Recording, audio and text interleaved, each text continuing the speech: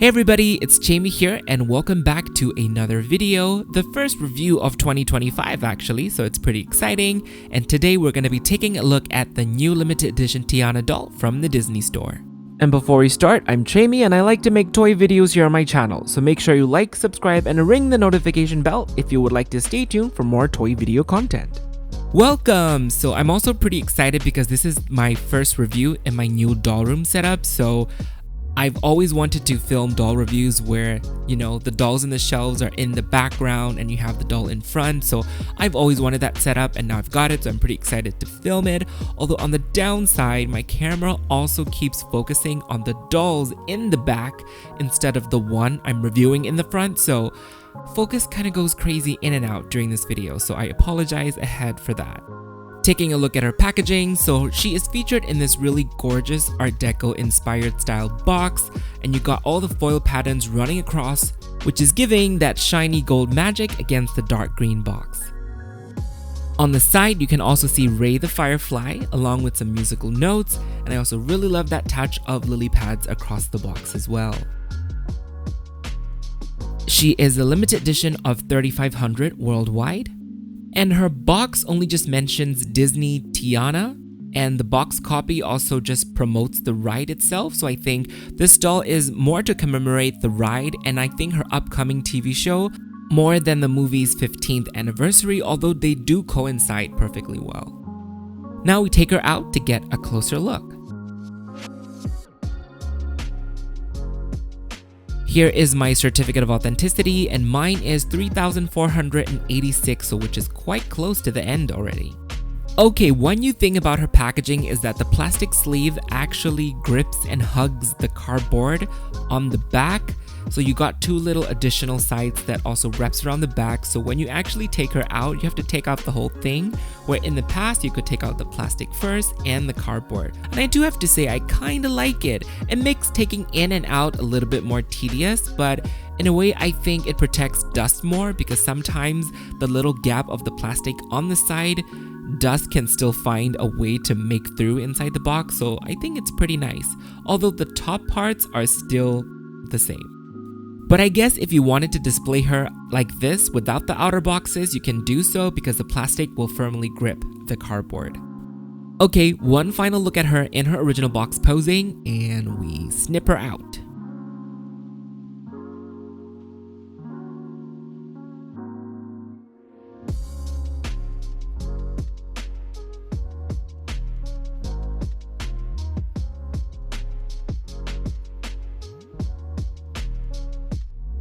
She got so many T-tabs on her shawl, I'm already seeing millions of holes by the time she's out. Before we get into the details, here is a 360 overview of Tiana, and I just love her little shawl cape thingy so much. I don't know how to call the exact material or what the hem is to have that little flounce stay in shape, but it's like, I love it so much. It reminds me of ballroom dancers for some reason. Now let's get into the details. Okay, I'm just gonna say it right out of the gate. The face sculpt alone is worth it. The face sculpt alone is the reason to buy this doll. She is so beautiful, the most beautiful Tiana sculpt that I have ever seen. It's just so perfect. It captures her essence gorgeously, the dimples, the smile, the expression, everything on point.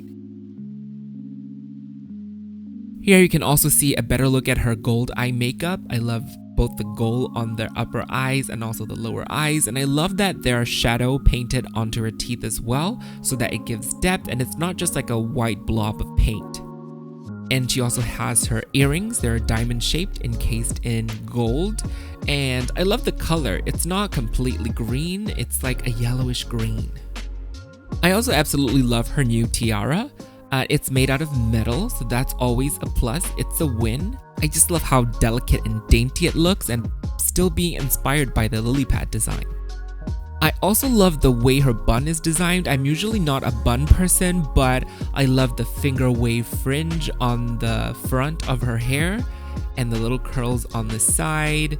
And overall, it's a very simple bun and surprisingly not a lot of gel. Even on the actual bun itself, it's pretty loose, so I love that. And we also got her earrings. Her earrings are absolutely stunning. I love all the diamonds individually encased in their little chain, and even has a clasp, a proper clasp on the back. Look at that. Why did my volume get lower when I get excited? But it's an absolutely gorgeous necklace. I guess it's a choker of sorts, and it also has like a little pendant with 2 different beads.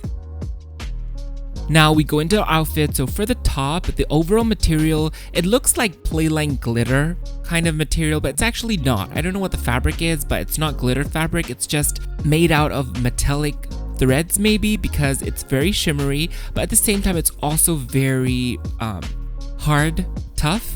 It's not very soft. Like you can kind of squish it and it kind of goes back into its shape.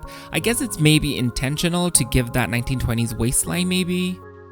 I do love the little holes on the sleeves and the whole rims. Oh my god, I don't know where I'm going with this. The pockets are also embroidered all around, so that's pretty cool. I also really like the main centerpiece of the bodice, which are these scalloped patterns. I think the design's original intention is to have them actually be scalloped layered by layer, but here on the doll they achieved that effect with embroideries and gems. And before we transition into the skirt part, we also have 2 layers of this gold lace trim, so it has a nice spacer before we transition into the chiffon part of the skirt. I really love the sheer layered chiffon skirt because I always love flouncy, flowy things, so it calls to my attention. So we got 3 layers of chiffon with 2 different shades of green, but with the pink mixed in the middle so that we get that nice ombre effect. It also has a little bit of a train going on in the back. I wish it just went all the way to the floor and give it drama. And now we move on to her cape. I absolutely love it. I think it's also another one of my favorite parts on her. I love how flowy it is because the sheer chiffon just gives it that magical quality to it, and it's also like very watery effect. I also associate chiffon with water for some reason, maybe the sheerness and the flowiness of it. So, and I actually had to look up what the flounces are called, and it's a lettuce trim. So I've learned a new word today. But as always, Disney just likes to punch these T-tab holes into their beautiful fabric, so it's left with a lot of holes. The cape is actually just holding by a single thread on the back of her dress. It's like a visual representation of my last brain cell at work, just trying to hold on so that I can keep the job and make a living out of it. I just wish it had been a snap button or something. But overall, the dress is attached by Velcro on the back. Okay, so now we move on to her shoes. And at first I was kind of disappointed by it because it looked really plain and just looks like a glittered playline shoe. But on the back, it does have sculpting detail on it with the lily pads. So that's something that I was surprised to find. And also even for the sole, it has a different colored sole as well. So they're trying to achieve something here as well to give it that realism. So it's not like it's just, glitter molded shoe entirely, but so there's some paint job going on in there. But Tiana's shoes are always the highlight of it because the original Ellie Tiana shoes are still the best shoes ever on an Ellie doll to date. I still stand by that. So I think, it just was very plain, especially this time her shoes are really seen front and center because of the shorter skirt. Even the original one had these amazing shoes covered by her dress. But I gotta give props to the sculpting though. I do love the lily pad details on the heel and even the little strap and button detail in there. Her stand is actually also a little bit too tight for her dress, so it's kind of ripping the seams apart. So, just be mindful if you're taking her on and off of the stand often. For articulation, she has the usual new modern Ellie body type, so that's good, but I just also noticed that the plastic material on parts of the doll that are covered by the outfit and that are not seen have also kind of downgraded a little bit. There are a lot of crusty plastic materials and also like loose seams and loose hinges. So like, look at her legs, they're shiny and they look like skin, but overall the rest of the body is just kind of pretty matte and rough. Also, spoilers, the shoes do not come off. Like, you would actually have to cut the straps of the shoe to actually take it off of the doll. I think in the factory, they put it on while the plastic was hot, so it was kind of malleable, but now everything have hardened, so they do not come off. I almost ripped my nail from trying. Of course, we also have to do a side-by-side with our original OG Tiana with the new one. So the original, the dress still reigns supreme, so detailed. And fun fact, do you know that the original Tiana is actually the second doll ever in the entire LE series? Like, she came out right after the original Snow White. And also, here are the shoes that I was telling you about. Look at that. Actual petals, actual flowers, leaves, and even the little pointy prongly thingies. And then we have this. So, in summary, for my final thoughts, I do think this is a absolutely gorgeous doll. Again, I will reiterate, the face alone is worth it. The face alone is enough reason for you to get this, especially if you have the original green Tiana doll, or if you're making or thinking of making a custom green dress. Like, this doll would wear that dress so well. I will be putting her in the green dress, and she is going to become my default, the ideal Tiana doll in my collection. While I do love the design, which is based from that stunning, beautiful design from The Ride by Ida Muldrow, I also do think the doll suffered a bit from like basing it on The Ride's design and also basing it in 1920s fashion, because if we look at the design from the actual Ride, it's still inspired by that, but it's also giving full fantasy with the floor-length gown, the sparkles, and the shimmer in the gown. So I do think it would have been better, at least for me in my taste, if they went full fantasy for her and base it exactly like how it was on the Ride, with a full fantasy princess look. And I think that would have been a better approach, because I think it would have given her more opportunities to shine and be glam and just have this full-on fantasy princess. Having said all of that, the head sculpt, the hair, the jewelry, the crown, the earrings, the necklaces, all trumps everything that I just said. So my final verdict is get her. She is so worth it. Also, before we go, I thought of this while looking at the footage of the two of them together, and the newer dolls, as we all know, cannot compare in quality when it comes to their outfits and the details and the way they're executed. But the one thing that they could do better than the old ones is the head sculpts.